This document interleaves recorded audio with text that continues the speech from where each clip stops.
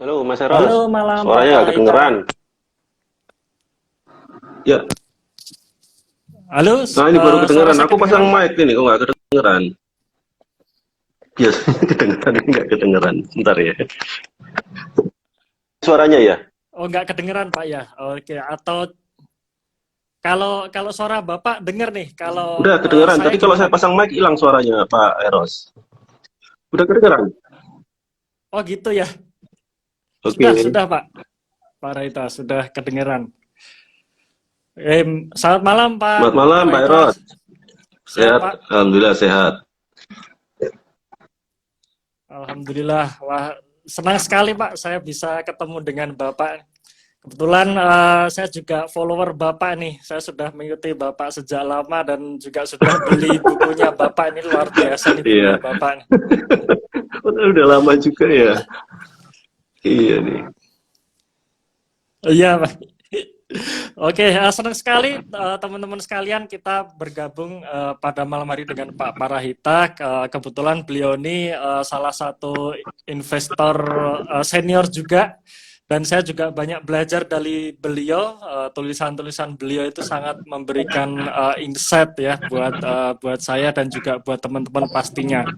Kalau kita melihat beliau ini penulis buku dan blogger aktif itu Pak ya, Iya. lewat tulisan-tulisan lewat buku beliau. Salah satu buku yang fenomenal dari beliau ini Street Investing ini Hmm. menarik nih Pak. Ya, dan buku beliau ini terbit 2011 Pak ya. 2011. 2011 beliau sudah menerbitkan Street. Iya, dipakai San. Ya, Iya, iya, 2011. 2000. Ya, nah kebetulan 2011 beliau sudah sudah menulis buku itu saya baru pertama kali beli saham gitu Pak ceritanya Pak. Saya ingat sekali tuh 2011 saya beli saham BBRI, beli langsung turun itu rasanya jantung ikut turun gitu Pak ya. Pertama kalinya itu masih masih ingat sekali tuh. Jantung langsung turun langsung dijual gitu. Baru akhirnya perlahan-lahan sudah mulai terbiasa dan mulai mulai senang sekarang Mhm. justru gitu. Nah, hari ini kita mungkin ngobrol ngobrol santai nih Ya, Pak Pak Parahita nih. Eros. Soalnya kebetulan kebanyakan follower kami ini rata-rata memang masih masih bisa dikatakan masih Mhm. awal gitu Pak dalam berinvestasi ya, masih masih beberapa bulan. Terbanyak itu teman-teman yang dia baru join saat corona gitu Pak, yang sering sering kita dengar istilahnya angkatan corona gitu Pak. Nah, nah kebetulan kita langsung ketemu dengan beliau yang sudah 17 tahun di pasar modal, jadi kita bisa ngobrol-ngobrol. Cuman untuk saat ini kita ngobrol Iya. santai dulu nih Pak. Jadi istilahnya kita dari dari sudut pandang teman-teman ini yang masih Mhm. pemula gitu Pak. Nah, saya flashback ke diri saya nih Pak. Dulu 2011 itu kan saya baru pertama Mhm. kali tuh beli saham. Baru pertama kali beli saham, istilahnya langsung langsung Mhm. deg-degan gitu kan. Harga saham turun, jantung ikut turun, langsung Mhm. dijual gitu. Nah, baru perlahan-lahan saya belajar khususnya pentingnya investasi itu saya ngerasa 2013 itu. Saya baru ngerasa, oh saya harus penting nih. Istilahnya menyisihkan duit untuk saya masukkan ke Mhm. saham gitu. Nah, jadi kalau ibaratnya saya perlu Mhm. 2 tahun nih Pak. 2 tahun untuk meyakinkan diri saya bahwa Iya. investasi itu penting gitu. Nah, jadi istilahnya gimana nih Pak? Kenapa harus harus investasi sejak sekarang nih? Biar biar teman-teman nggak seperti saya perlu waktu 2 tahun baru sadar pentingnya investasi gitu. Kalau pandangan dari Pak Loh, Parahita kalau saya malah gimana lebih Pak? lama, Pak Eros. Saya malah lebih lama. Lebih lama Saya Pak itu ya? mulai tahun 2004, kemudian baru sekitar campur-campur 2006, mungkin baru 2008 benar-benar investing ya. Sebelumnya campur-campur.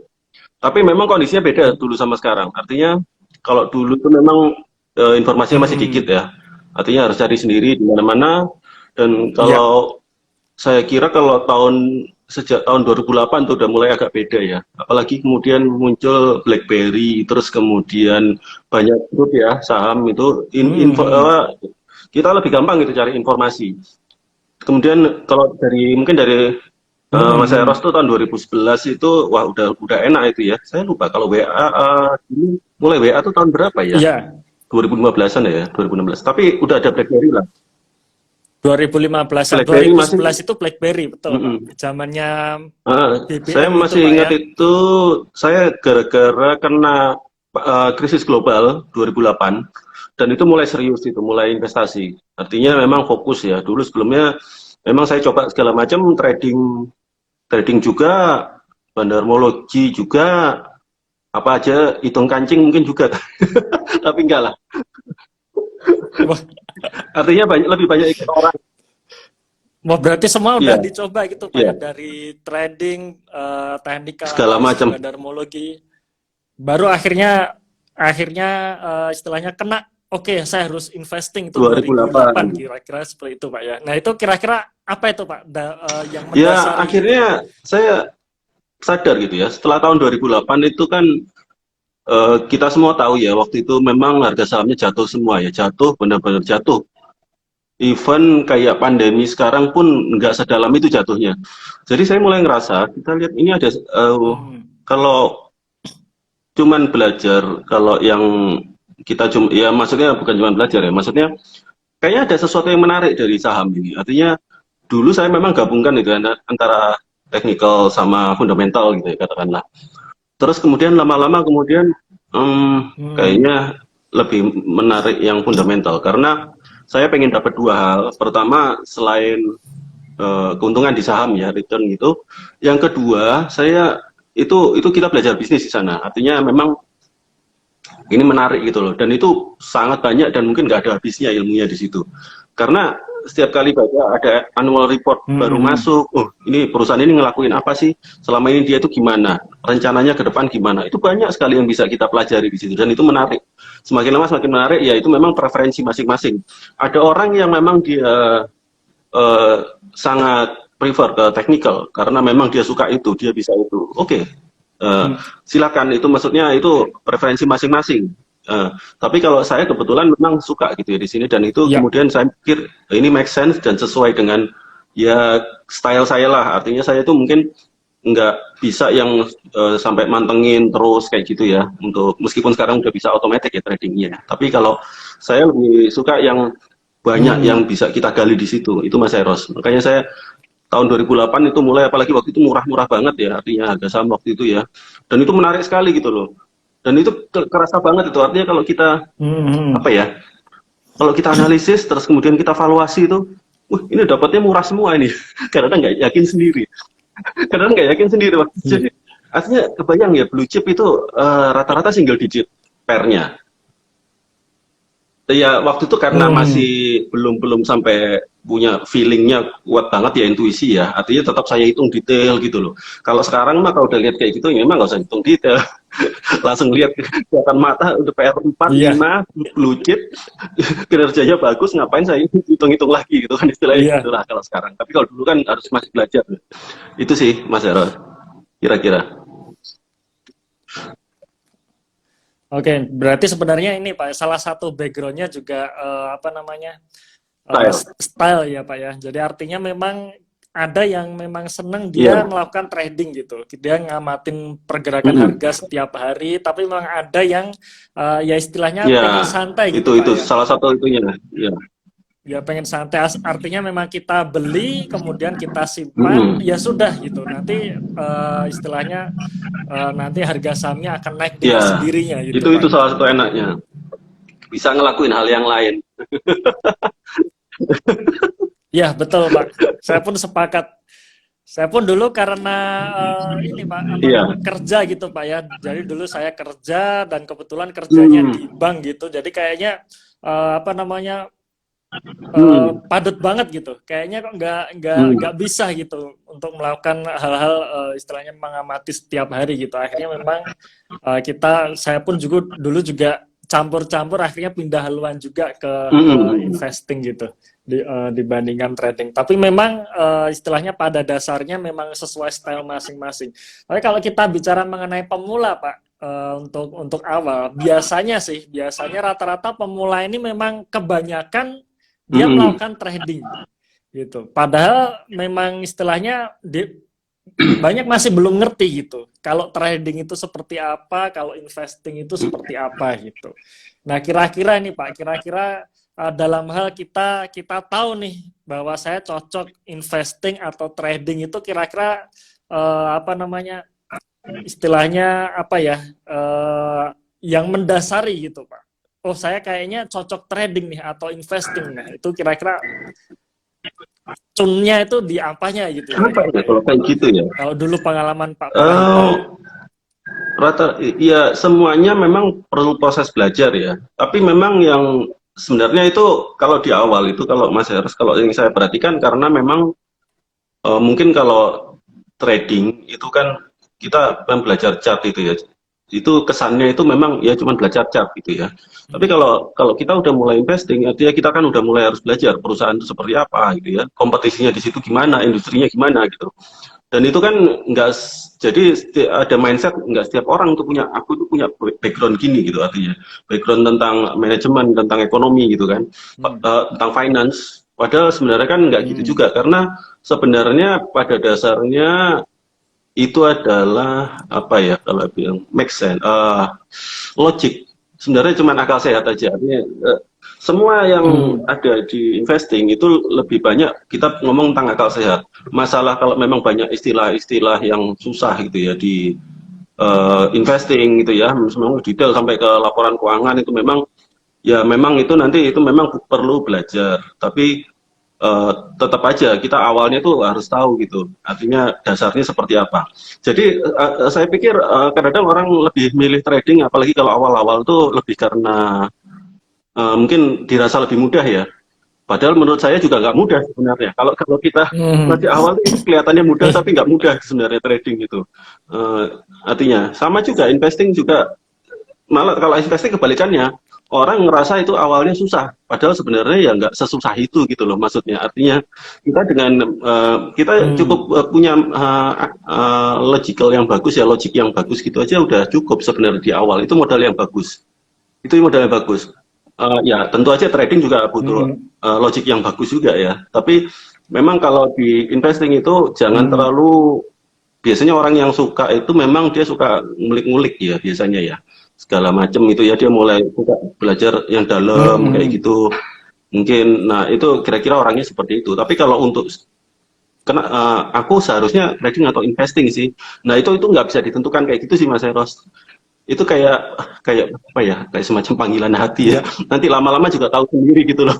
Artinya lama-lama tahu sendiri aku seharusnya ngapain gitu, tahu sendiri itu nanti. Nggak bisa kita judge itu seperti itu. Iya. Berarti sebenarnya intinya ini Pak ya, kita harus mau istilahnya mengalami prosesnya itu. Karena saya pun juga perlu proses ini, perlu proses kira-kira yang cocok buat saya apa sih gitu. Nah akhirnya kok ternyata memang saya lebih cocok investing dibandingkan trading gitu. Akhirnya ketemu sendiri memang. Tapi memang untuk menemukan tune in-nya ini, oke, saya pilih ini, itu kadang memang perlu waktu gitu Pak ya. Yang ini yang juga kalau saya tanya ke beberapa kawan saya, mereka yang trader maupun mereka yang seorang long investor, long investor, itu juga kadang nggak tahu gitu. Saya kok bisa milih ini kenapa ya? Karena cocok aja gitu. Nah kadang memang hal itu yang tahu-tahu ada dengan sendirinya seiring dengan berjalannya waktu. Sama kayak gitu, orang hobi olahraga gitu ya. Kan ada orang yang pilih lari, ada yang pilih goes, sepedahan. Ya kita kan nggak pernah tahu kita sukanya apa gitu sebenarnya kan. Tiba-tiba enggak, aku lebih suka lari kok, nggak terlalu suka sepedahan. Siapa yang nggak ada yang bisa ngejat? Kamu seharusnya itu sepedahan, nggak ada yang bisa ngejat seperti itu. Even kalau saya ingat saya dulu ya kayak Warren Buffett pun awal-awalnya pun dia belajar TA juga gitu, aku tahu itu dulu belajar memang awal. Jadi waktu dia pertama awal TA terus kemudian dia pikir oke, aku nggak cocok ini ya untuk ini, dia mulai belajar yang investing beneran. Ya even seorang Warren Buffett pun belajar TA dulu gitu. Seingat saya beneran itu kejadian. Iya. Ya ikutin panggilan hati aja lah, maunya Nah, oke, sukanya oke. yang mana, terserah. Iya, ya betul Pak, setuju Pak. Memang istilahnya paling mantap itu memang Iya. dari hati gitu dan nggak bisa Mm-mm. dipaksakan gitu Pak. Oke, siap, siap Pak. Nah, sekarang nih Pak, apa namanya? Oke, sekarang kita bicara mengenai skala Mm. investing gitu Pak ya, karena memang kebetulan saya dan Pak Rahita ini sepakat nih, memang kita senang dengan investing gitu. Nah, sekarang pertanyaan yang sering kali ditanyakan nih Pak oleh teman-teman Mm. yang pemula ini, yang dari dulu sampai sekarang pertanyaan ini selalu ada. Pak, gimana sih? Atau Pak, cara milih saham itu Iya. gimana sih Pak gitu? Nah, kadang orang pengennya saham apa yang bagus untuk investing gitu, Mas. Nah ini yang menurut saya agak pertanyaan yang Benar, sebenarnya itu susah susah dijawab dijawab juga itu. gitu, Pak. Nah, kalau kalau iya, kalau pandangan dari Pak Rahita gimana itu, Oh, Pak? untuk milih saham pertama, paling gampang itu kita itu pahamnya sekarang tentang apa ya. Artinya memang kebetulan kalau kita kerja misalkan di kayak mungkin kayak Mas Eros banking gitu ya, atau mungkin saya kerja di mungkin kayak otomotif ya, gitu katakanlah. Itu kan tahu di situ. Pertama coba ngulik itu aja di situ. Apa bagusnya, apa kekurangannya dibandingkan kompetitornya apa gitu ya. Artinya coba terus kita kan juga konsumen gitu ya, Mas Eros. Artinya belajar dari situ. Ini Ya. kalau milih ya, kalau milih saham ya, kalau bukan belajar tentang sahamnya kan, artinya milih sahamnya ya.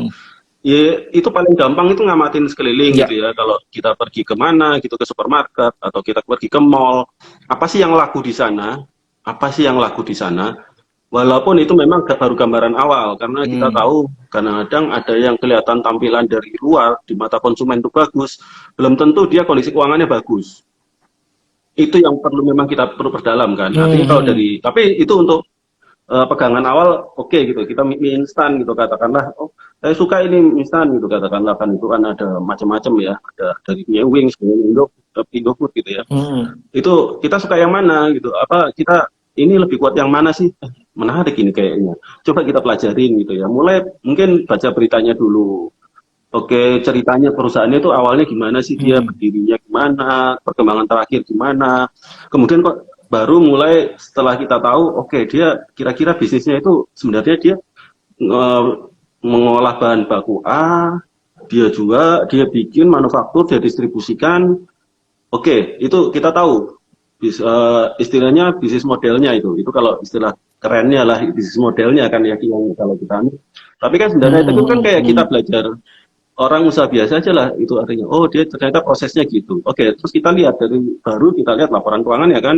Nah itu laporan keuangan itu udah ada di akhir-akhir menurut saya, tapi untuk pandangan awal itu sebenarnya cukup akal sehat aja, kita pengamatan yang bagus, bisnis apa yang bagus. Setelah itu ya jangan berhenti di situ, harus lebih dalam lagi kita lihatnya. Kalau buat pemula sih gitu, tapi kalau buat pemula, kalau sebelum milih saham itu menurutku Mas Eros itu yang sering agak kelewat sekarang prosesnya itu punya mindsetnya dulu sih, menurutku yang agak perlu ya. Mungkin nggak apa ya, aku agak Punya mindset dalam mindset dalam artian berinvestasi. gimana itu, Pak? Artinya gini, oke, artinya kita kan kalau ngelihat, kalau kita long term gitu, artinya kita lihat bahwa kita harus pertama ini kita investing. Kita nggak cuman beli kertas. Kalau sekarang bukan beli kertas ya, bukan cuman ngeklik buy, beli angka gitu ya, ngeklik buy OLT, itu memang gampang. Tapi kalau kita udah mindset bahwa kita konsekuensi kalau kita buy ini, kita itu membeli sepotong perusahaan loh, artinya kita jadi owner di situ. Itu akan beda kalau kita dari awal udah seperti itu, Mas Eros. Nah, yang kayak gitu-gitu itu yang bukan berarti karena kita gampang untuk buy and sell, kita nganggap itu cuman kayak mainan gitu loh. Itu yang harus bener dari awal kalau mau investing sih, Mas Eros. Oke, itu. Ya, oke, berarti sebenarnya yang terpenting mindset, itu justru mindsetnya dulu, penting. Pak ya. Jadi sebelum milih saham, mindset dulu harus itu paling penting. gitu, Pak ya. Setelah bertahun-tahun akhirnya saya menyadari itu banyak yang sering kalau dari pemula itu yang bermasalah di situ sebenarnya. Bukan masalah dia nggak bisa ngitung atau dia kebanyakan nanya kan valuasi itu caranya gimana, mindsetnya dulu sebelum kita ke situ. Itu sih yang Ya, sering kelewat sih Mas Alan. Terus terang aja. ya, ya, ya. Setuju Pak, setuju. Jadi memang karena kebanyakan pada tanya juga ke saya, Mas ini perusahaannya gimana, pernya sekian, ROE-nya sekian gitu. Nah, kan harusnya tunggu dulu nih gitu, tunggu dulu kan sebelum masuk ke situ tujuannya apa nih gitu. Apakah memang investing dalam hal berarti seperti yang dikatakan Pak Parahita tadi, kita benar-benar kayak membeli sepotong perusahaan. Itu jadi bukan hanya sekedar klik buy atau klik sell itu. Nah, baru setelah kita tahu bahwa mindset dalam artian kita kita membeli sepotong perusahaan yang artinya itu memang akan di hold gitu Pak ya, dalam artian memang akan kita beli kemudian kita simpan. Nah, baru kita istilahnya cari sahamnya. Dan yang paling gampang, paling bagus di circle sekitar kita dulu gitu Pak ya. Khususnya memang kita yang misalkan kerja di otomotif atau perbankan dan sebagainya. Nah, kayaknya kalau kita masuk di ranah kita itu justru lebih kuat, lebih bagus dibandingkan kita cari saham-saham yang di luar di luar batas pengetahuan Malah kita. justru gitu, sebenarnya itu kayak fenomena kayak gitu. Saya juga sebenarnya agak curiga orang kalau kerja di sektor tertentu gitu ya. Dia mungkin jarang beli perusahaan di sektor itu nggak ngerti itu fenomena. Ini sama kayak ini loh Mas, kalau kita pengen makan kita tuh jarang cari restoran yang dekat, biasanya cari restoran yang agak jauh, biasanya kan gitu kan. Apalagi kalau mau makan yang agak enak, ada yang enak dekat tapi masa sih dekat aja gitu, yang agak jauh dong, sama seperti itu. Jadi kadang kita itu paham tentang bisnis industri kita tempat kerja ini ya, tapi kita itu biasanya banyak orang yang nggak mau cari yang lebih lain, yang lebih kelihatannya misterius, yang kelihatannya mungkin returnnya bisa lebih gede. Karena kita tahu banget industri ini seperti apa. Oh ini jeleknya ada di sini, bagusnya di sini, udah tahu banget gitu. Malah nggak mau jadi. Iya, kebanyakan gitu Pak ya. Dan kebanyakan memang senengnya ikut yang hype apa ini yang sekarang lagi ngetrend gitu. Ini yang bahaya memang. Gitu. Itu bahaya itu buat pemula. Bahaya sekali. Iya. Ya. Betul. Berarti memang saran-saran dari Pak Parahita untuk pemula memang pertama adalah yang ada di sekeliling kita dulu gitu Pak.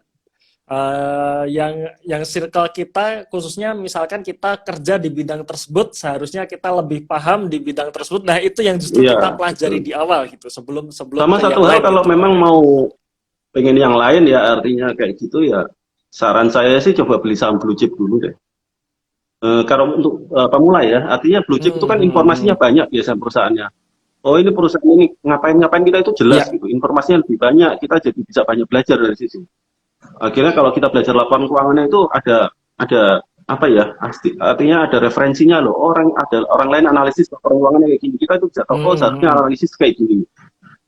Kalau dari awal udah nyoba yang macam-macam aneh-aneh, nah itu yang saya susah komentar kadang-kadang. Nggak tahu apa yang dibeli, itu masalahnya bahaya banget. Iya, betul Pak, setuju saya Pak. Oke Pak, berarti tadi Pak melanjutkan yang tadi ya, istilahnya kan saran dari Bapak adalah pertama kita harus tahu, istilahnya dimulai dari mindset dulu bahwa memang saya akan beli perusahaan nih gitu. Jadi bukan hanya sekedar bermain gitu ya, bermain saham bukan, tapi saya akan beli perusahaan. Kemudian apa nih circle kompetensi saya nih di bidang apa gitu. Nah, dan memang disarankan adalah di bidang kita tempat kerja gitu. Nah, sama Pak, saya waktu itu saya sedikit flashback cerita ya, tahun 2015 waktu itu kebetulan saya di bank, saya di divisi treasury waktu itu ya, yang istilahnya kita ngitung angka keseluruhan. Nah, begitu 2015 bank saya ini kan sudah TBK nih, tempat saya kerja itu jatuh, ya sudah, kalau kita tahu nih kondisi jeroan kita, justru tempat kita kerja harga sahamnya jatuh dan sebenarnya itu baik-baik saja, justru saatnya beli di situ gitu Pak ya. Itu pengalaman 2015 waktu itu yang krisis keuangan Oh, global tapering itu juga pengalaman menarik juga buat saya, dan kebetulan saya kerja di situ, tahu jerohannya, wah kesempatan gitu. Nah, setuju Pak. Nah, selanjutnya nih Pak. Jadi ketika istilahnya oke, kita sudah kita mulai dari di lingkungan kita dulu, kemudian di sekeliling kita, dan biasanya saya juga sering nih menyarankan ke teman-teman pemula kalau misalkan memang kita istilahnya tidak bekerja gitu Pak ya. Kita cuman istilahnya ibu rumah tangga atau dan sebagainya, bisa dimulai dulu dari iya. barang-barang yang kita beli gitu Pak ya. Barang-barang yang kita beli, kita sebagai konsumen, seperti Pak Parahita tadi bilang, misalkan ada Indomie atau minyak goreng, nah bisa dimulai dari situ, itu juga menarik. Nah, sekarang selanjutnya nih Pak, kita sudah ketemu nih perusahaannya. Nah, sekarang masuk nih di analisanya. Nah, analisa, nah kebanyakan para pemula ini juga masih bingung. Kira-kira bagaimana sih cara analisanya? Karena kalau saya lihat mereka pasti langsung ini nyodorin angka gitu, angka ROE sekian, sekian Mas Ros, gimana nih sahamnya ini, perusahaan ini itu bagus atau enggak gitu. Nah, itu kira-kira gimana itu Pak Parahita? Setelahnya awal kita mau melakukan analisa Yang ini. jelas kalau mau analisa, kalau mau nggak mau harus mau baca laporan keuangan. Itu pasti harus mau baca laporan keuangan, harus mau Ya. belajar gitu. Artinya at least kita tahu lah. Artinya misalkan kayak kita apa sih bedanya antara neraca, laporan laba rugi P&L ya, sama cash flow gitu. Itu laporannya bedanya apa? Apa sih yang mereka sampaikan informasinya di situ? Apa perbedaan ketiga laporan yang disampaikan oleh perusahaan, itu harus tahu dulu. Kemudian oke lah, yang paling menarik mungkin income statement gitu ya, laporan laba rugi gitu. Kita kan harus tahu, oke, pasti kalau dari awal, kalau dari laporan laba rugi, kecuali bank ya, atau financial company itu kan, umumnya dia akan mulai dari sales revenue. Dia itu jualan dapat berapa sih gitu kan, artinya. Itu jadi dari konsep dulu ya, artinya pahamin alurnya laporan keuangan itu gimana sih. Nah, oke, kita punya sales berapa, terus kemudian kita lihat dari penjualan itu, yang biaya yang harus dikeluarkan, biaya operasionalnya atau biaya apa ya, harga pokoknya untuk bisa dapat itu berapa, katakanlah bahan bakunya. Terus kemudian kita lihat biaya operasionalnya, biaya marketing, biaya penjualan, biaya macam-macam administrasi itu berapa sih, SGA gitu ya. Terus setelah itu, berarti dia setelah ini lumayan untung juga ya, ternyata dikurangi biaya operasional, dia ternyata masih untung. Oh, oke nih, tapi kan nanti kan ketemu lagi. Oh, dia ternyata harus bayar bunga juga, katakanlah. Oke, itu ketemu baru. Dan itu kan nanti kan artinya kita tahu angka itu masing-masing satu persatu, Mas Eros. Artinya jangan langsung kita rasio. Oke, ini current rasio berapa? Artinya apa? No, setiap industri beda-beda ya. Artinya gini ya. Kayak yang paling ya itu kayak ROI memang lumayan umum ya. Tapi kayak kan ada rasio-rasio yang untuk beberapa industri itu nggak bisa di-compare apple to orange gitu ya. Karena gini, misalkan kita bergerak di industri yang memang dia jasa gitu, kata jasa atau misalkan telco gitu ya, kita akan lihat itu kemungkinan nanti current rasionya biasanya rendah. Kenapa?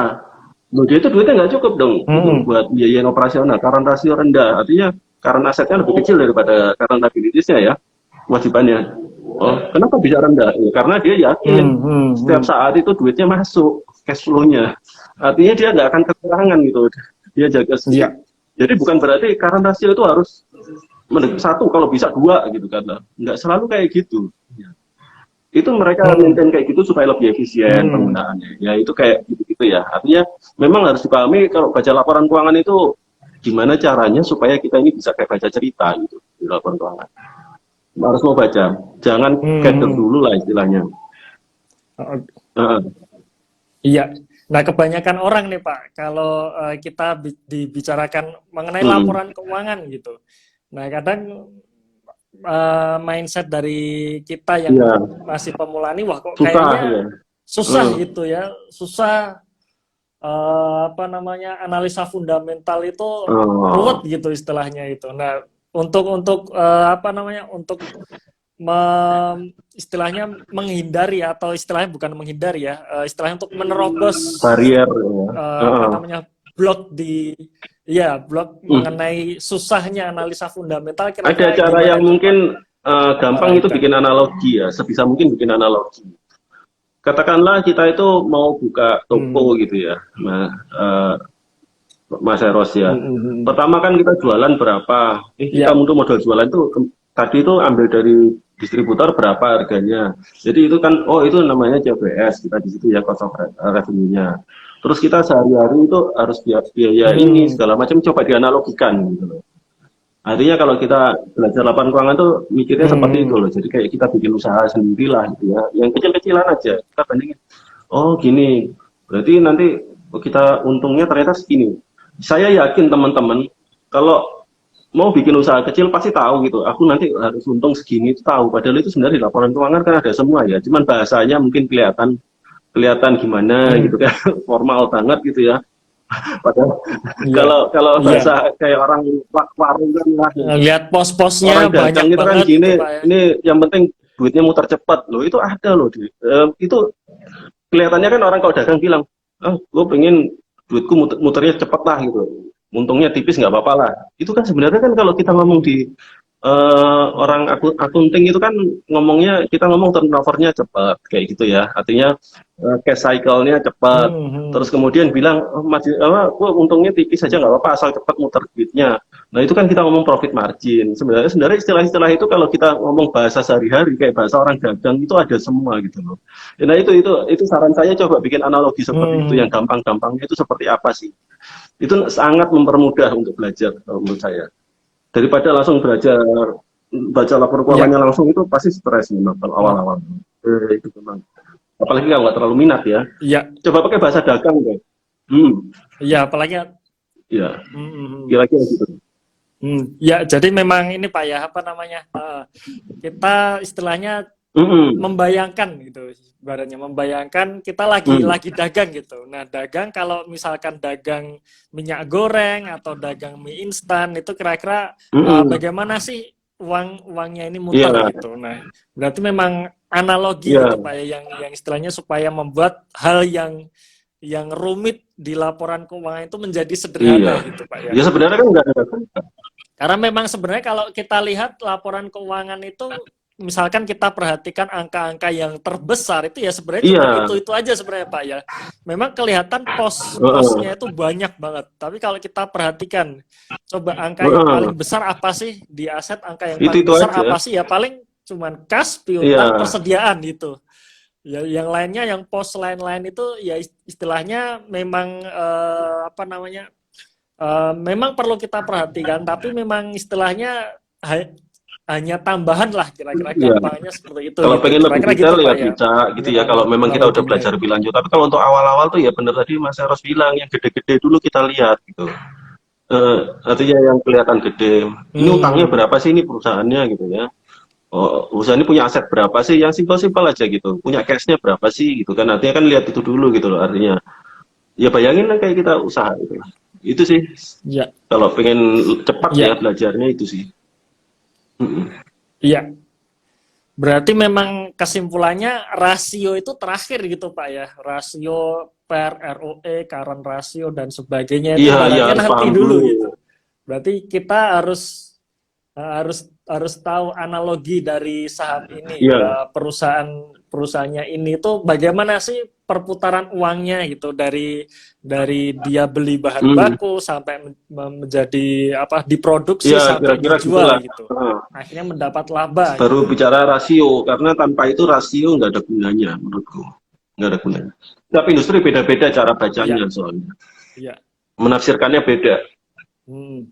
Ya, seperti kalau kita bicara mengenai perbankan kan pasti dernya gede-gede itu. Nah, kadang nanya, wah Mas Eros, BBRI bagus gak ya? Kok dernya saya lihat sekian gitu. Nah, ya memang wajarnya bank dernya harus Iya, gede gitu. Kira-kira seperti itu. Kalau karena memang istilahnya simpanan itu dicatat dalam sisi liabilitas, ya memang iya. wajar gede. Kalau nggak gede malah Ya aneh itu gitu. bisa fatal banget Gitu itu Pak kalau ya. salah baca ya. Betul Pak. bisa fatal banget ya kalau baca Iya, bank caranya kayak gitu. Artinya memang dari konsep awalnya itu ya. iya, Ya kadang-kadang kayak DER itu memang kadang-kadang ada orang iya terlalu betul. anu ya. Saya kan memang cenderung bisa kalau ngitung DER kan pakai yang ada bunganya aja, interest bearing ya. Tapi Hmm. kadang-kadang ada soalnya ada gini ya. Hmm. Ya, Utang berbunga ya Pak ya. kadang-kadang kalau DER itu kalau kita ngitung liabilities itu kan kadang-kadang ada usaha yang dia sangat kuat ya. Bargaining power-nya sangat kuat gitu ya ke suppliernya ya. Artinya dia itu Hmm. bisa Iya. bikin utang usahanya itu gede. Jadi seakan-akan kalau kita ngitung DER-nya, Hmm. kalau kita ngitung sama utang usahanya, itu kelihatan DER-nya gede banget. Padahal itu sebenarnya itu gara-gara dia powernya kuat. Ya aku bayar Hmm. bayar lu ntar agak lama nggak apa-apa ya gitu artinya. Dia bisa bisa sampai neken suppliernya bisa kayak gitu. Sehingga dia bisa Hmm. reserve cash-nya buat muterin duitnya itu Iya. bisa lebih apa leluasa buat dia. Nah itu memang pemahaman-pemahaman seperti itu tuh yang dari awal tuh harus paham duluan sih kayak gitu, Mas Eros. Sebelum kita ngomong rasionya bahaya. Ya, ya setuju Pak. Ini pasti contohnya Unilever nih Pak UNVR nih karena rata-rata orang wah Unilever turun karena dernya besar gitu. Itu Lu tunggu masalahnya dulu gitu ya, lebih tunggu bunda dulu lagi, nggak Unilever. sekedar itu aja. Iya, Waduh, koneksi. setuju Pak. Jadi memang Sen tolong jangan memahami mati. proses bisnis dari laporan keuangan Tolong itu mati. jauh lebih penting dibandingkan langsung masuk ke Bahaya, rasionya sangat itu Pak bahaya. ya. Setuju Pak saya Pak.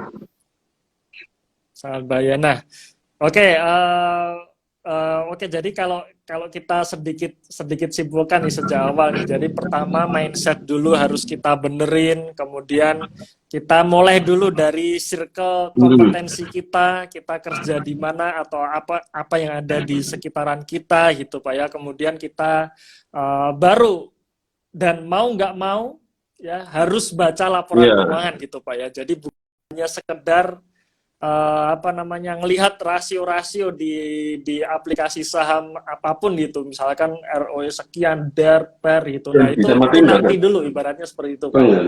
Iya.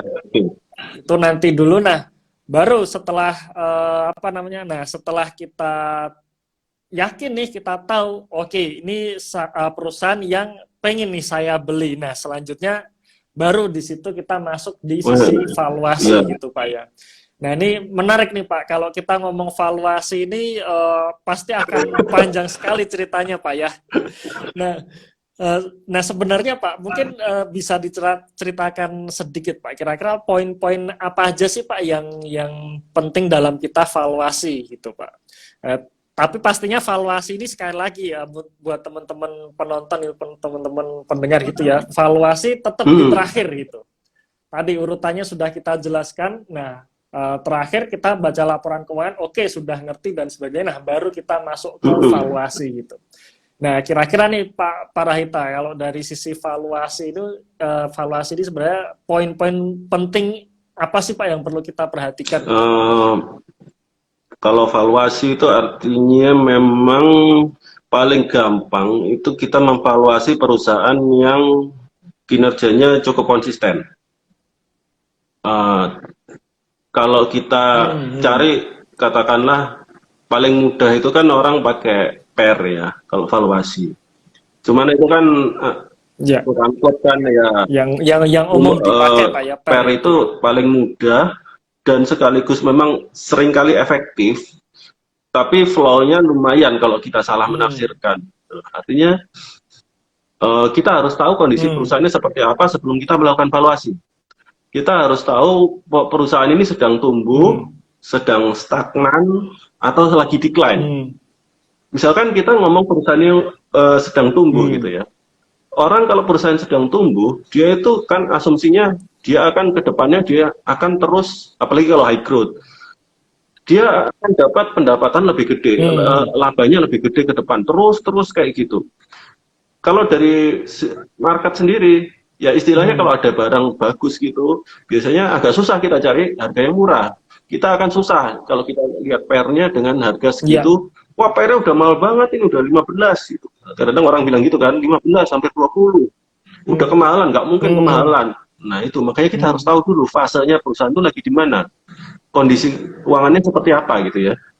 Misal terus kalau kita perusahaan yang kadang udah menurun gitu, udah istilahnya sunset ya, sunset. Gitu. Jadi itu kita lihat, wah ini murah banget, pernya cuma 3 ini, gue beli lah gitu artinya. Hati-hati ke depan. Padahal kita kan, terus kita nggak lihat, padahal ke depannya dia itu kan laba revenue-nya, pendapatannya, labanya akan turun terus gitu loh. Sehingga PR-nya itu ya akhirnya lama-lama tambah tinggi, dari 3 jadi 4 jadi 5 sampai tinggi terus gitu kan. Nah, itu kan bahaya kalau kita gitu. Jadi pertama-tama kita harus tahu kondisi perusahaan ini seperti apa sih sekarang gitu. Sebelum melakukan valuasi. Nah, dari situ kita baru bisa lihat, oke, PR-nya segini. Wajar nggak sih gitu ya, katakanlah baru bisa kita, oh ini growth-nya agak tinggi, mungkin PR-nya bisa lebih sedikit lebih tinggi ya gitu. Mungkin gitu ya. Ya itu cara paling gampang ya. Atau mungkin dia udah stagnan. Oke. Nah, itu baru kita, kalau yang agak susah itu kalau udah mulai mature, mungkin Mas Eros, karena kalau udah mulai mature kita udah mulai ngomong cash flow, dividennya, kita udah mulai ngomong macam-macam. Mungkin kita nggak bisa sekedar pakai PER aja untuk menilai ini. Artinya kita butuh yang lain ya, yang valuasi yang lain, yang mungkin ngitung intrinsic value-nya berapa gitu ya. Nah, itu mungkin yang sederhana pun ada gitu. Ya, saya mungkin kadang suka ngasih caranya sih biasanya di IG saya gitu ya, saya suka kasih tahu gitu ya cara sederhananya gimana gitu. Nah, itu mulai kayak gitu. Tapi kalau dari awal yang benar-benar high growth, itu agak susah kalau kita dari PER aja. Even katakanlah kan ada yang lebih ya mungkin PG ya, price to earning growth ratio ya, gitu. Rasio Kalau untuk PG saham yang high growth itu mungkin harus waspada juga, high growth-nya itu sampai kapan. Katakanlah pernah ada yang nanya, Pak ini PR-nya bisa sampai 40 ini, nggak apa-apa, PG-nya masih berarti PR-nya bisa 40 dong. Oke, lu growth 40% itu misalkan katakanlah kalau cuma setahun 2 tahun percuma gitu artinya. Artinya kita harus lebih konservatif. Nah, itu kan jadi asumsi awalnya kita harus benar dulu sebelum melakukan valuasi, Mas Eros. Artinya kita harus sekonservatif mungkin, tapi ya jangan terlalu konservatif ya, nggak dapat nanti sahamnya sih kalau terlalu kayak gitu memang. Asumsinya harus benar dulu di awal. Itu. Oke, berarti memang ini Pak ya, artinya kita harus tahu dulu nih kondisi perusahaan sedang di mana nih, apakah sedang bertumbuh atau memang istilahnya sudah sunset industri gitu Pak, seperti yang Pak Parahita katakan tadi ya. Nah, di situ baru istilahnya kita bisa ancang-ancang nih antara PER rendah atau PER tinggi pun nggak masalah juga gitu. Karena memang ketika kita bicara mengenai sunset industri kan artinya memang laba perusahaan ini bisa dikatakan kemungkinan akan turun gitu Pak ya, akan turun, yang membuat PR-nya ini pasti akan terus membesar gitu dan sebagainya. Nah, itu maka perlu istilahnya cara yang lain seperti yang tadi Pak Parahita katakan, kita lihat cash flow-nya seperti apa, dividennya seperti apa. Karena rata-rata memang perusahaan yang sudah mature biasanya ya dia hanya tinggal membagi dividen aja gitu Pak. Salah satunya mungkin Pak ya. Istilahnya karena sudah ruang untuk ekspansinya sudah terbatas gitu. Nah, ini menarik Pak karena memang nggak semua investor terutama bagi yang awal ini memahami sampai di situ nih. Kadang cuman sekedar wah PER kecil, wah pasti murah nih Mas Eros, gimana Mas itu. PER-nya kecil, kemudian PBV-nya rendah. Nah, biasanya hanya sebatas itu tapi tidak melihat nih kira-kira perusahaan kondisinya seperti apa gitu, apa sedang lagi tumbuhnya atau justru memang sedang sunset gitu industrinya gitu Pak ya. Nah, ini menarik dan juga perlu istilahnya perlu waktu gitu Pak ya untuk belajar gitu Pak ya, untuk memahami bagaimana siklus perusahaan ini, apakah sedang bagus atau tidak gitu. Nah, ini yang harus teman-teman pahami juga kalau kita nanti bicara mengenai investasi jangka panjang gitu. Nah, oke Pak, dari sini sebenarnya sudah kelihatan nih alur-alurnya step by stepnya kita beli saham gitu Pak.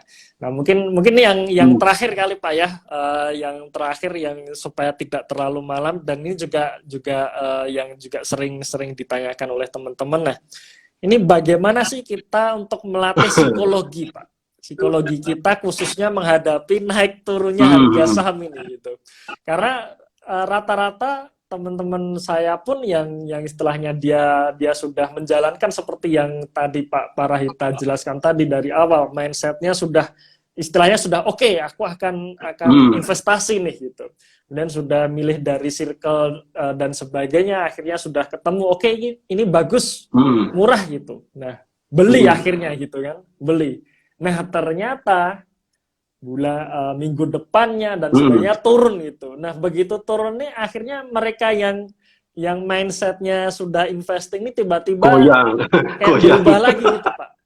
Nah, goyah lagi gitu. Nah, ini sering sekali gitu yang saya temui teman-teman merasakan hal seperti. Nah, kira-kira gimana sih Pak supaya kita bisa menjaga psikologi kita gitu untuk supaya tenang gitu dengan naik turunnya harga saham gitu. Memang psikologi itu memang artinya gini, ada orang-orang yang memang agak susah untuk jadi investor karena memang secara karakternya memang beda, agak susah ya. Tapi pada umumnya sebenarnya bisa sih. Tapi kita perlu menyiapkan environment-nya itu yang pas. Artinya gini, pertama jangan pakai uang dapur, itu jelas. Uangnya artinya memang uang yang adem lah, dingin lah. Artinya kita nggak pakai uang itu 5 tahun, mungkin ya nggak apa-apa, gitu, katakanlah gitu ya. Pertama itu, artinya kalau kita udah seperti itu paling nggak lebih tenang lah itu nanti ke depannya.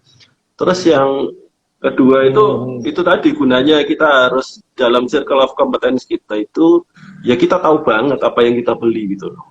Artinya itu tadi seperti kayak Mas Eros cerita kan, misalkan dia di banking harganya bank saya sahamnya turun banget, padahal ini benar kalau kita di dalam kita tahu ini benar nggak ada apa-apa bisnisnya gitu kan. Nah kalau kita paham banget sampai seperti itu kan sebenarnya itu malah justru bikin tenang, even bahkan kalau lagi ya malah beli lagi gitu istilahnya kan, kalau udah lebih ya.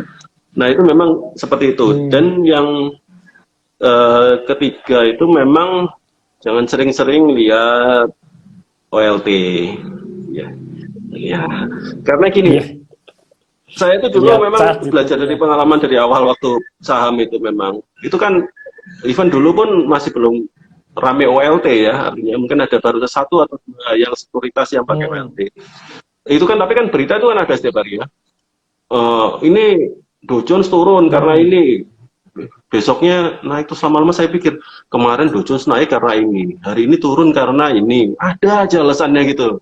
Ngapain ngikutin gitu, capek gitu lama-lama. Tapi itu kalau saya sadar bahwa investor yang awal-awal pemula itu pasti perhatiin itu banget loh.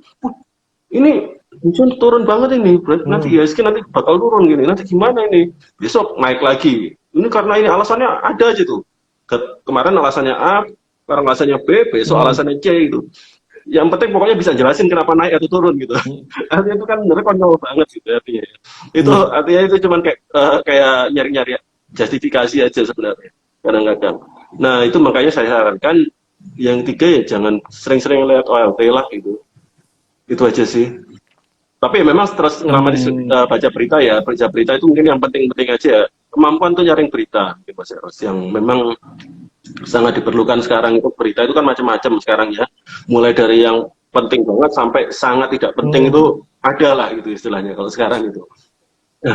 Nah itu yang memang harus bisa bedakan antara noise sama real news. Itu memang harus, kemampuan itu membedakan itu harus ada dulu, dan itu umum nggak berlaku cuman kalau kita berinvestasi. Dalam segala hal sekarang, saat ini, zaman sekarang ini, kemampuan untuk nyaring antara real news sama cuman noise itu penting banget. Anggap aja kita sekalian nggak cuman buat saham loh, ini kita belajar untuk nyari informasi ini buat bidang kehidupan kita yang lain, tuh perlu juga gitu. Itu aja sih, kepake gitu. Biar nggak perlu takut.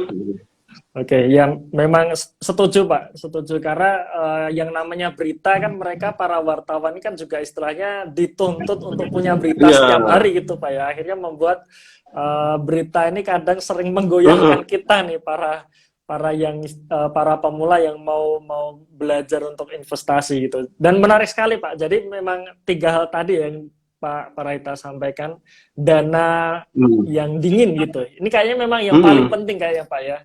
dana dingin, dana yang memang tidak dipakai. Nah, ini yang istilahnya yang paling membuat kita tenang, karena kebanyakan orang ini juga, ini saya juga ketemu banyak kasus seperti ini, Pak. Mas Ira, saya mau nikah nih. Nah, cuma nikahnya kan masih tahun depan gitu kan. Mikirnya kan masih tahun depan. Nah, mumpung ini belum nikahnya masih tahun depan, saya putar dulu ke saham. Nah, itu saya Wah, menemukan seperti itu serem banyak gitu. sekali tuh, Pak. Itu bahaya gitu.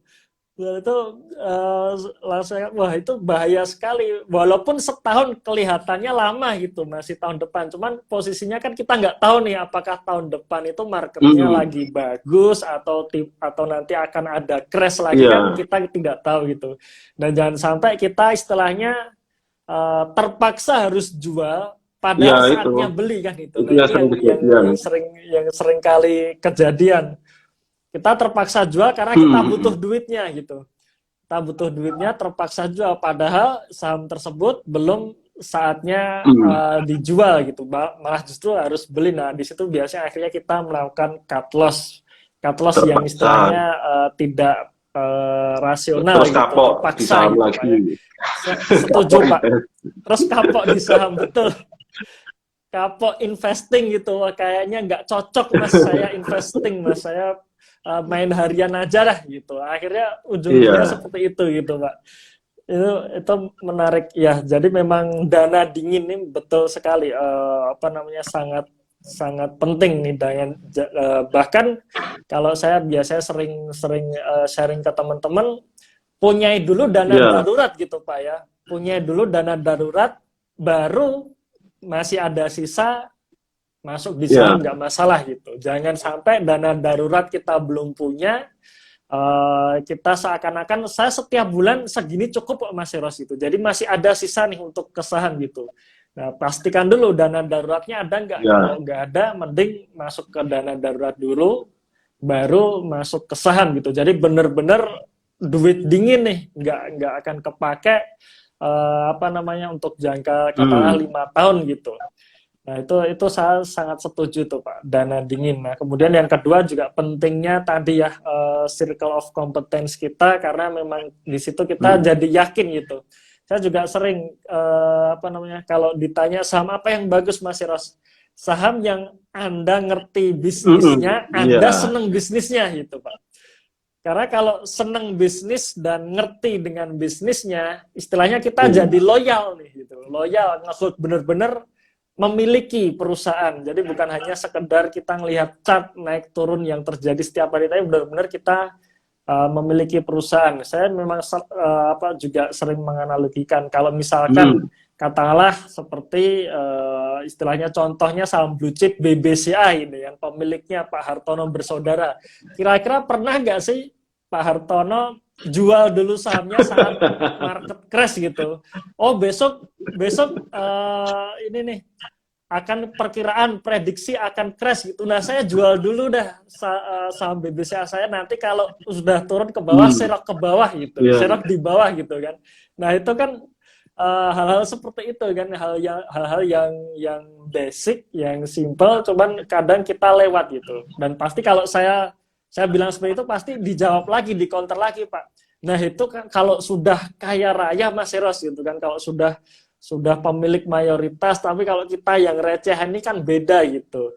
Nah, sebenarnya istilahnya baik kita yang dananya masih kecil maupun besar, tapi kalau mindset kita sudah benar, mindset investing, kita bicara mengenai investing sudah benar, itu pun juga nggak masalah gitu, Pak, ya. Kita pun punya mindset seperti mereka, orang-orang kaya ini gitu.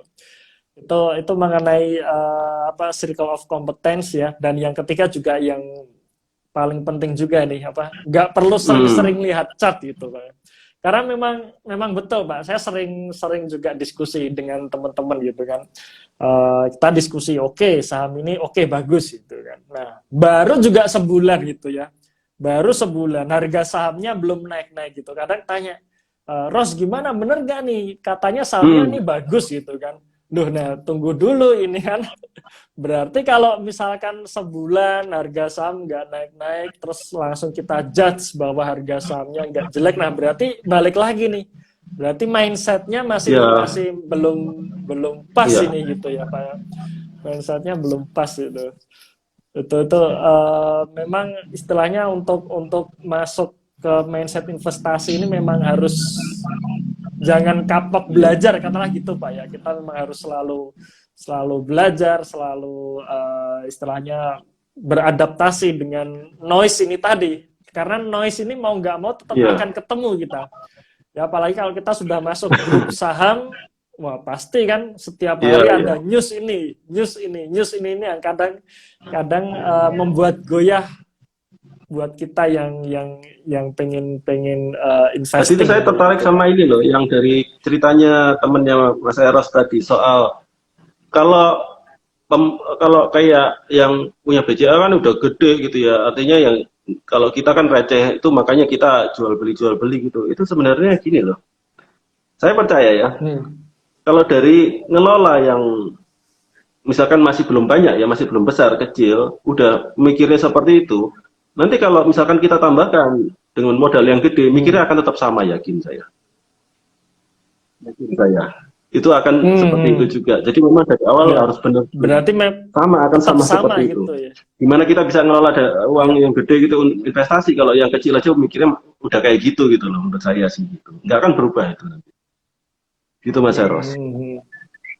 Ya, ya, setuju Pak. Karena memang Karakter istilahnya itu. kayak karakter gitu Pak ya itu. Mindsetnya dulu harus anu lah, harus bener dulu lah istilahnya gitu. Ya, Itu. ya. Oke, oke Pak. Setuju Pak.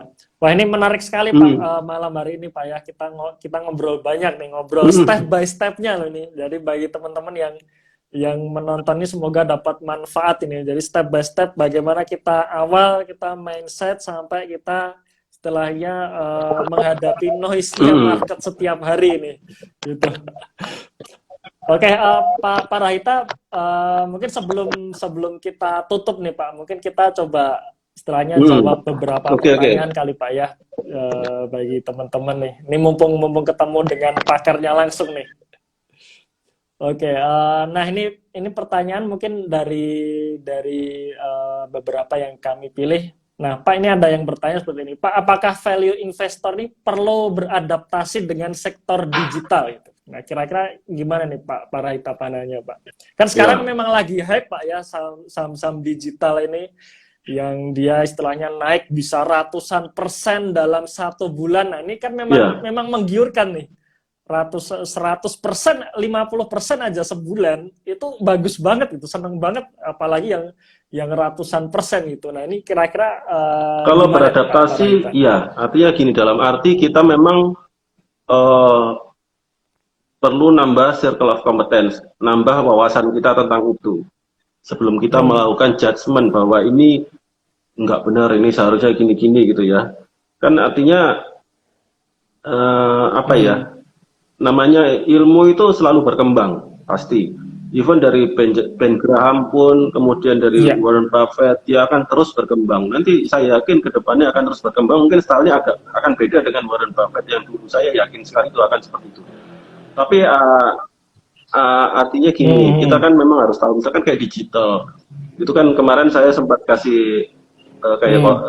konten gitu ya, isinya tentang Gartner hype cycle ya, cycle-nya Gartner itu memang dari dulu sampai sekarang Hmm. memang namanya teknologi itu ya kira-kira seperti itu tahapan-tahapannya. Awal tuh nanti mulai ditemukan, terus kemudian nanti dia Hmm. akan hype, artinya dia akan booming, tapi sebenarnya nggak tahu ini sebenarnya secara Hmm. aplikasi di dunia nyata impact-nya ke bisnis tuh apa sih, kita belum tahu. Sama seperti internet awal-awal dulu .com. Orang pengen Iya. bikin e-governance lah, ingin apa segala macam dibikin ya. Dan itu memang masih awang-awang semua gitu, artinya yang pakai belum ada, consumer belum ada, akhirnya kan Hmm. jatuh gitu ya. Hmm. Tapi kemudian .com kan akhirnya menemukan gitu ya, artinya setelah jatuh itu dia mulai pikir lagi apa yang benar-benar berguna ya buat masyarakat, apa yang benar-benar berguna untuk sistem ekonomi, ya itu artinya real penggunaannya, baru itu Hmm. akan kepakai. Nah itu kalau saya lihat sekarang yang digital sekarang itu masih dari tahap seperti itu, artinya baru kayak metaverse segala macam NFT gitu ya. Itu baru tahap kita itu hype gitu Iya. artinya. Kita belum tahu sebenarnya ini kegunaannya di dunia nyata ini buat apa sih buat kita gitu.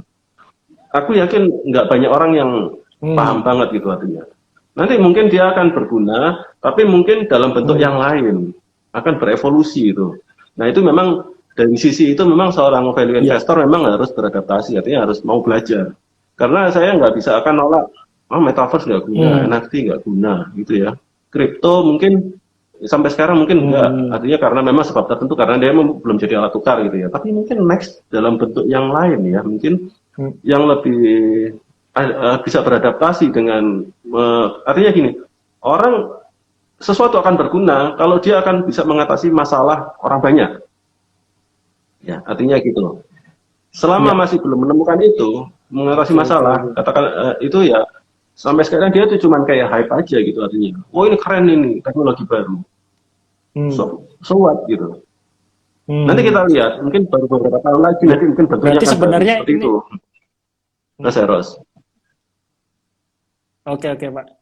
Berarti sebenarnya ini Pak ya, memang kita pelajari tentang teknologi tersebut, memang kita pelajari hype-nya seperti apa, tapi yang lebih penting sebenarnya nanti berdampak nggak ke kinerja perusahaan. Iya, selama belum itu, Pak, seperti itu saya masih belum di situ. Gitu. Karena memang yang difokuskan ke teman-teman pemula ini biasanya ke kenaikan harga sahamnya duluan ini, seperti itu. Ya, jadi begitu hype, ya harganya naik, terus baru tanya Mas Ros gimana nih perusahaannya, prospeknya gimana, bagus nggak untuk jangka panjang dan sebagainya gitu. Nah itu pertanyaan yang sering kali datang ke saya gitu. Nah berarti jawaban tadi Pak ya, berarti memang kita pelajari tapi istilahnya tidak langsung buru-buru untuk misalkan ya ikut beli sahamnya gitu, karena kan memang ujung-ujungnya apakah layak. Ada satu hal lagi sebenarnya Mas Eros kalau soal itu ya, ada satu hal lagi. Kita kan di sini kalau pengen rencananya, insya Allah itu kan maksudnya investasi itu dalam waktu yang lama ya, bukan megang sahamnya waktunya, selain megang sahamnya bisa lama, tapi kita sendiri kan bertahan di sini tuh berharap bisa lama gitu Mas Eros. Artinya kalau saya sendiri pribadi ya, beli sesuatu itu yang kita tahu, yang kita pahami, yang artinya kenaikannya pun kita pahami kenapa, nanti kalau turun pun kita tahu kenapa. Kalau misalkan saya, kayak digital tadi, saya itu yang saya sampai sekarang yang belum ketemu, yang di saya itu, misalkan ini sebenarnya proyeksinya dia itu nanti seperti apa sih, katakanlah dia mungkin nanti dalam berapa tahun revenue-nya jadi berapa, itu sampai sekarang itu saya belum ketemu. Belum bisa bayangin gitu ya, artinya targetnya jadi kalau ketemu revenue-nya dan kemudian kita ketemu laba bersihnya kira-kira segini, make sense ya, kenapa kok dia sekarang bakar duit katakanlah, mungkin kayak yang startup itu bakar duit, kita bisa hitung gitu. Tapi sampai sekarang karena saya biasanya itu kan mereka kan antar founder sama visinya ya, venture capitalnya yang mendanai ya, yang tahu ya, artinya mereka nanti berapa tahun lagi tuh clear nggak? Nge-freeze nggak saya? Nggak kan ya? Nge-freeze nggak? Nah itu akhirnya dia kan tahu gitu. Seakan-akan dibiarin sama visinya. Sudah lancar lagi Pak? Sudah nggak lagi ya. Jadi artinya dia tahu gitu, dia bakar duit kenapa, dalam berapa tahun dia harus gimana gitu loh. Skenario-nya kita kan nggak tahu, apakah dia nanti untung seperti apa gitu. Kalau kita investor cuman ngikut aja karena harganya naik, ya susah juga, karena pengalaman saya berapa kali saham naik turun, yang membuat saya bisa bertahan sampai sekarang saya perhatikan itu karena saya tahu saham itu naik kenapa, turunnya kenapa. Artinya kalau memang returnnya kita cuman ya sudahlah, mungkin setahun mungkin ya cuman berapa gitu ya, nggak seberapa besar, apalagi kalau yang bisa sampai berlipat-lipat itu baker gitu ya kan. Kalau baker itu ya wajar-wajar aja kalau kita kadang-kadang bisa dapat baker gitu ya, berapa baker itu ya tapi artinya terus kita karena nggak ada dasarnya kita ngarepin baker, itu yang bahaya dalam sering bermasalah kalau investor-investor baru yang gugur istilahnya gitu ya di tahun-tahun awal, karena itu sih kalau saya lihat nggak bisa lihat jauh gitu. Setuju Pak, setuju. Jadi dia mengharapkan beggar, tapi nggak tahu nih kenapa harga saham ini harus jadi beggar gitu. Nah akhirnya biasanya dia akan ya kecewanya di situ gitu. Setuju Pak. Jadi memang apa namanya story-nya ini tadi ya. Kenapa turun, kenapa naik, dan memang apakah masuk akal nggak sih dengan harga sekarang itu untuk proyeksi ke depan itu. Nah ini yang perlu kita dalami lagi sebenarnya. Jadi memang istilahnya mencari tahu tentang story dari saham tersebut tuh yang juga penting. Jadi jangan hanya mengharapkan pengennya beggar gitu. Mas, saham ini beggar tuh gitu. Nah, itu kira-kira prospeknya gimana untuk jangka panjang? Nah, berarti kalau ada yang tanya seperti itu, nah berarti dia sendiri sebenarnya nggak ngerti juga sebenarnya Pak ya, kira-kira bisa sampai berapa nanti gitu. Setuju Pak, itu. Ya semoga terjawab tadi dari teman-teman yang bertanya. Nah, mungkin satu lagi Pak. Nah, satu lagi ini juga yang pemula. Kira-kira nih Pak, untuk diversifikasi, nah ini juga menarik. Diversifikasi itu sebenarnya kita untuk pemula itu berpegang berapa saham sih Pak? Apakah 2 saham saja cukup atau barangkali cuma 1 atau bisa banyak? Kira-kira gimana saya pernah Pak? dulu bikin semacam penelitian kecil-kecilan gitu ya. Lihat resikonya itu pegang 1 saham gimana, 2 saham gimana, 3 saham. Ada di blog saya yang dulu itu, saya lupa tahun berapa gitu ya. Artinya itu kita mulai berkurang resikonya kalau kita megang minimal 5. Itu minimal 5 Pak ya. Itu agak itu dengan asumsi saya milih sahamnya random, Mas. Oke. Random. Artinya 5. Berarti 5 itu kira-kira sektornya beda semua Pak ya, atau memang ada beberapa? Waktu itu random. Sektornya gitu, mungkin Pak? bisa random, bisa macam-macam gitu ya. Artinya random, memang akan sektor itu ya ngaruh juga akan berkurang ya. Artinya memang kita bisa ngurangin resiko di situ 5 sampai 10. Terus kemudian nanti setelah lebih dari 15 itu udah nggak ada pengaruhnya lagi, nambah 1 saham lagi gitu. Artinya kita pengurangan resikonya semakin kecil. Artinya nggak ada hampir dibilang nggak ada manfaatnya lah kita nambah lebih dari 15 waktu itu saya lihat gitu ya. Tapi itu kan kalau random, Mas Eros. Artinya, tapi kalau kita benar-benar ngerti sahamnya gimana gitu, artinya kan kita bisa semakin sedikit sebenarnya. Karena jujur aja kalau diversifikasi itu kan akan mengurangi potensi return ke depan. Ya, karena sebenarnya saham yang kita tahu bagus banget itu berapa biji sih, paling berapa biji sih? Paling cuma beberapa ya artinya. Terus kita maksain kita harus punya 15 gitu. Itu kan artinya yang kurang bagus kita masukin juga gitu artinya. Jadi ya agak susah artinya. Ya kalau saya pribadi memang kan paling cuma 6 sampai 7 gitu ya. Paling rata-rata seperti itu ya. Dan saya memang bottom up, jadi random aja industrinya apa aja. Selama dia bagus, saya paham bisnisnya, saya nggak terlalu kunci seperti itu. Cuman kalau memang agak lebih tenang sih biasanya ya mendekati 10 lah Mas. Biasanya 10 itu sekitar segitu. Kalau apalagi ya pemula ya, artinya masih belum takut, itu 10 sampai 15 masih oke gitu ya katakanlah ya. Tapi nanti seiring dengan waktu itu akan lama semakin sedikit sih itu. Semakin lama semakin dikit gitu. Itu aja sih. Oke. Berarti memang ini Pak ya.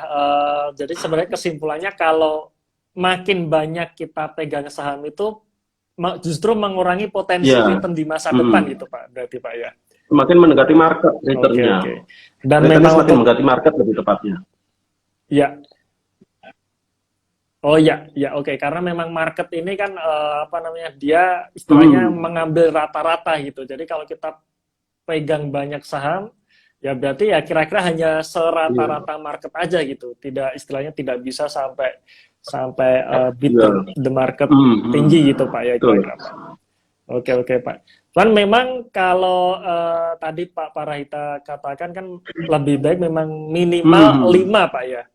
Minimal 5 kayaknya. Itu saya juga sepakat Pak, karena saya juga kadang sharing nih ke teman-teman. Kalau saya jangan sampai ada satu saham yang dominan gitu. Itu kalau pandangan saya pribadi Pak ya. Karena kalau kita punya saham yang terlalu dominan, Hmm. misalkan apa namanya, kita pegang 5 saham, tapi separohnya cuma satu saham sebenarnya itu. Nah itu kalau memang kita memang benar-benar yakin dengan perusahaan ini gitu, kita memang mungkin kita pekerja di perusahaan tersebut, kita pekerja di emiten tersebut, jadi memang benar-benar tahu, ya menurut saya nggak masalah gitu.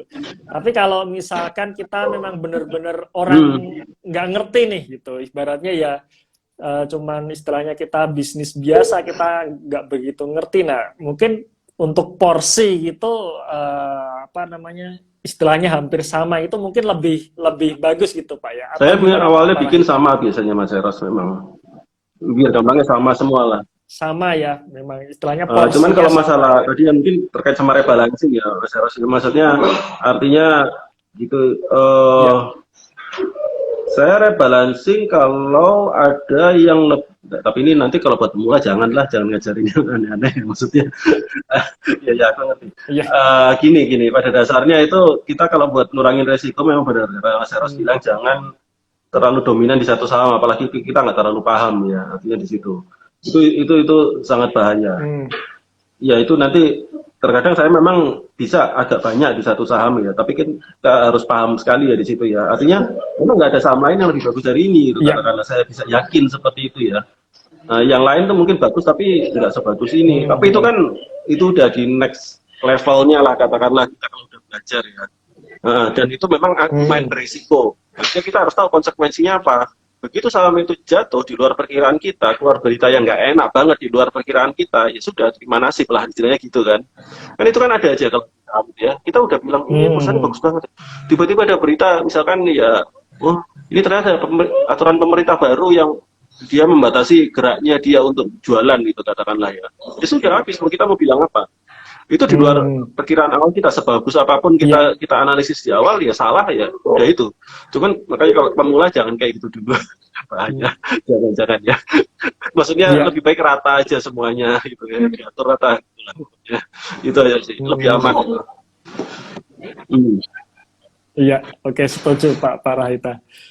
Oke, Pak Rahita, terima kasih sekali Pak waktunya Pak. Ini obrolannya sangat menarik sekali, apalagi kita langsung sama pakarnya langsung Sama-sama di lah 17 sama Mas tahun Pak ya. Eros, jago juga lah. Ya, Pak, harapannya Pak nanti kita bisa collabs lagi Pak. Setuju. Untuk ini buat membimbing teman-teman nih kan, karena teman-teman kan istilahnya ya masih yang terutama yang untuk pemula nih, gimana supaya bisa lebih maju lagi ya, seperti slogannya Pak Rahita nih, investor retail harus maju. Iya, langsung sampaikan aja topiknya, mungkin nanti kita bisa collab lagi mungkin Mas Eros, mungkin topik yang lebih spesifik katakanlah gitu ya. Siap. Oke itu. Nanti mungkin buat yang apa di sini yang teman-teman bisa nyampaikan ya di pertanyaan, mungkin di IG-nya Mas saya di IG-nya di Investor ID atau di investasi jalanan, silakan sampaikan maunya, mungkin topik yang kira-kira seperti apa nanti akan bisa kita atur lah Mas Eros. Kita bahas bareng. Siap. Oke, terima kasih sebelumnya Pak Rahita. Sama-sama. Sekali lagi. Insya Allah kita sambung lagi. Buat teman-teman yang sudah ikut menonton, terima kasih juga, semoga memberikan manfaat nih buat teman-teman penonton kita nih. Ya, akhir kata kalau misalkan kami ada salah, kami mohon maaf, semoga dimaafkan juga dan semoga bermanfaat.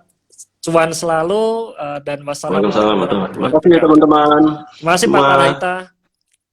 Terima kasih teman-teman. Terima kasih Mas Eros.